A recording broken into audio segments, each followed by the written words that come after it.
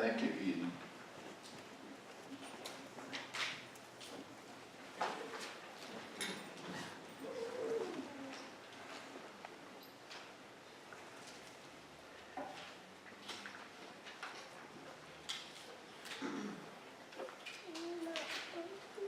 So the topic you've already heard about is from problem to answer. And we've already heard in the Gospel according to Rod that there are no problems. And that's true, there are no problems in heaven. There's no problem in the principle of mathematics. The principle of mathematics would never add 2 to 2 and get 3. It's not possible, simply because that's the principle, and the principle has no problem. The problem comes from the misapplication of principle, the forgetting of principle. And one of the issues that we face is that we forget that we're spirit. We just literally either forget it, or perhaps in this particular incarnation don't even know it. So what happens is that we get all stirred up trying to find the solution, the answer to what we perceive as problems. And we literally forget that within each of us, we have an access point to omniscience.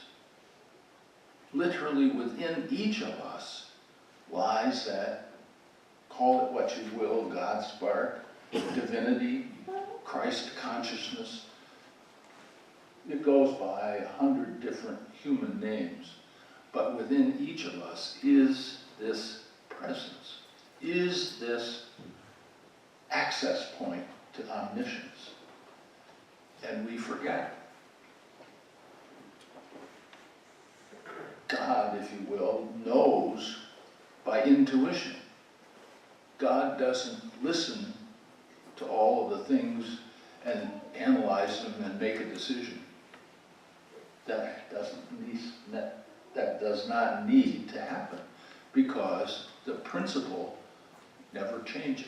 The principle understands everything and understands it immediately, right now, that quickly. So we who are living in that sea of intelligence have the possibility of instantly knowing the answer to what we perceive as a problem.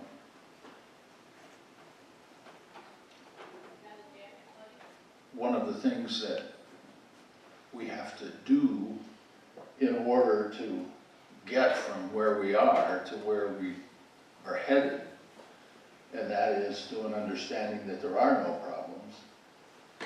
We seem to have problems. We seem to need to figure out how to do something.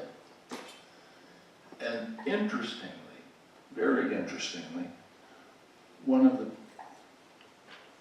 people who had a lot to say about solving problems is none other than Albert Einstein. And there are any one of a number of quotes from Einstein that actually apply to solving problems.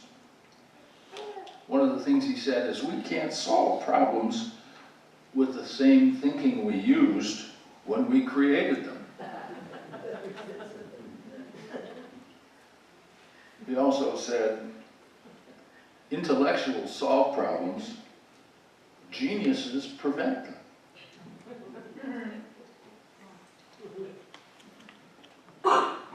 But perhaps the most instructive thing he had to say was, if I had 1 hour to save the world,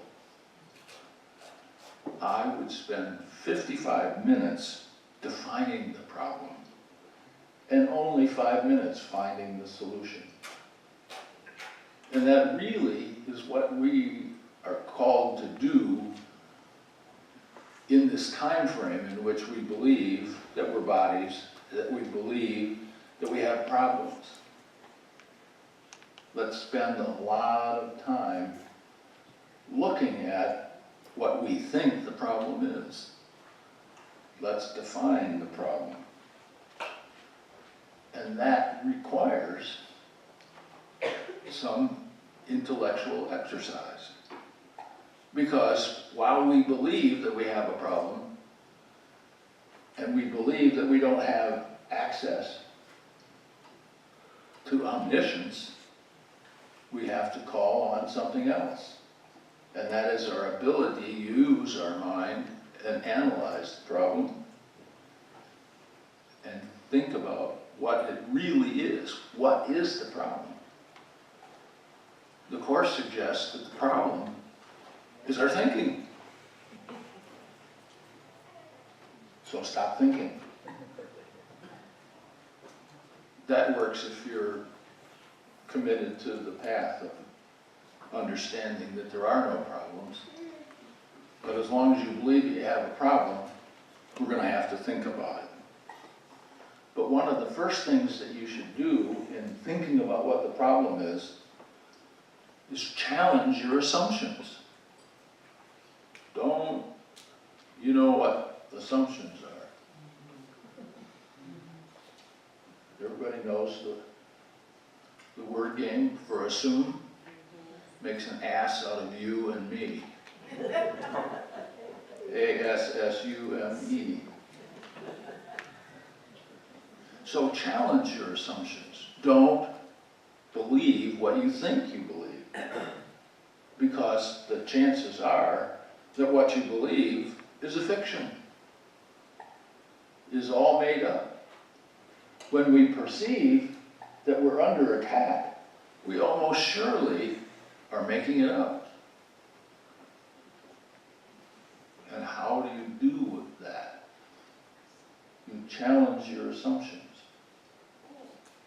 I assume because somebody seems to be calling me a name that I'm the problem.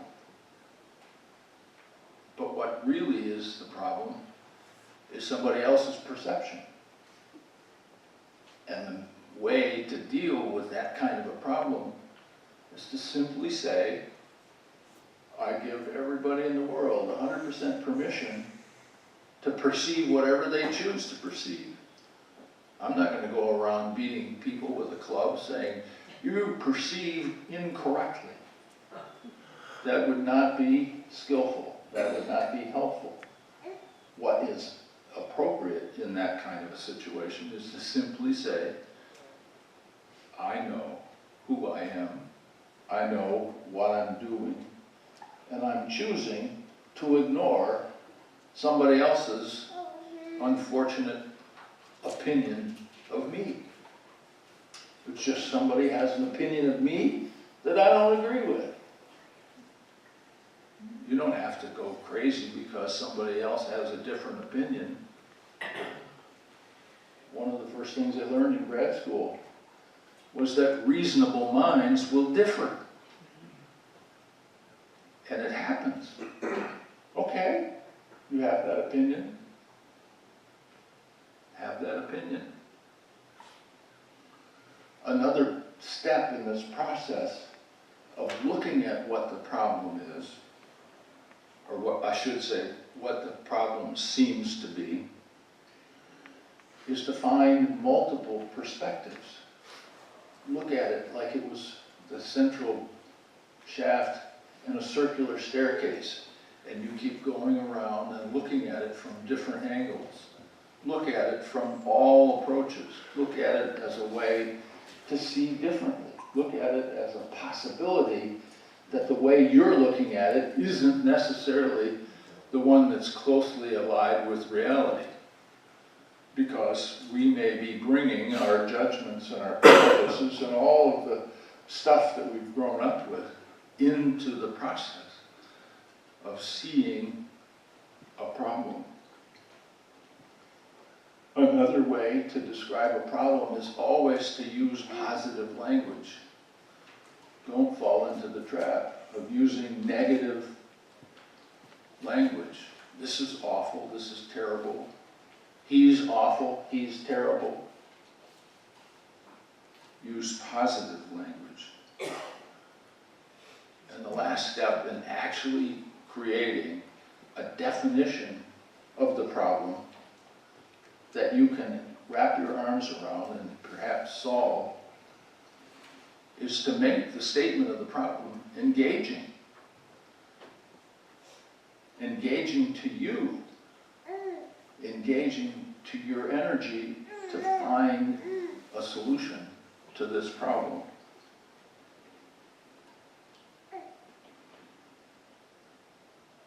Einstein said, the formulation of a problem is often more essential than its solution, which may be merely of mathematical or experimental skills. So when we define the problem and spend most of our time defining the problem, the solution pops up just like that. Because the solution to all problems lies within you. It is your access point to omniscience. It's your access point to divinity. So each of you have within you the capacity, the access point, the opportunity, and the perfect right to access the divine wisdom that leads you to solve what seems to be a problem. So it's really, really, really simple. It just seems not to be easy. It seems to be quite difficult. And the reason that it seems to be so difficult is that we are conditioned to do it the other way.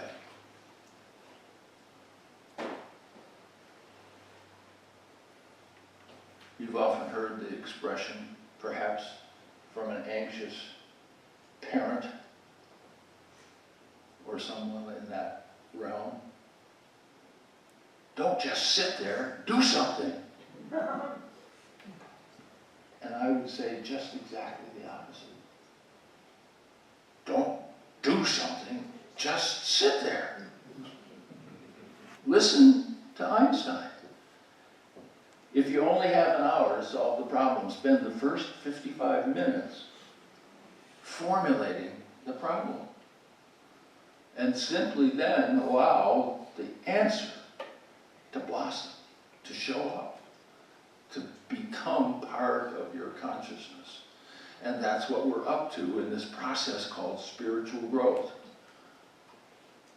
That's what this place is, the Center for Spiritual Growth. And that means that, ideally, each of us wakes up to this possibility that we can be in the world differently. That we can understand that most problems, in fact, all problems, resolve themselves. What a wonderful concept. We have a little card on our bathroom mirror, and it says, I am learning that all problems resolve themselves. And they do, because a problem is only a temporary aberration. It's only a temporary situation.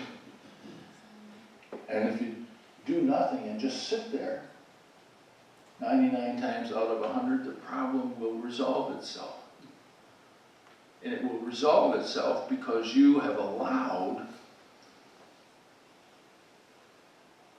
your access point to omniscience to open up, to allow divinity to show up and say to you, how about this? How about that? How about something else? Because you are not out here alone. You are not left to dangle, twisting in the wind. That is not what's up. What's up is that you have within you, each of you, this access point to omniscience, access point to infinite unconditional love, to infinite blessings. And you are encouraged. Divinity wants you to express the real you. That's what it's all about. It's about being who you really are. Choosing in a conscious moment to allow the divinity that's in you to express through you and as you. And what could be better? What could be better than to just do nothing and sit there for a while? Formulate the problem in a way that makes some sense, that energizes you to open the access point to divinity and allow it to express. When you do that, everything changes.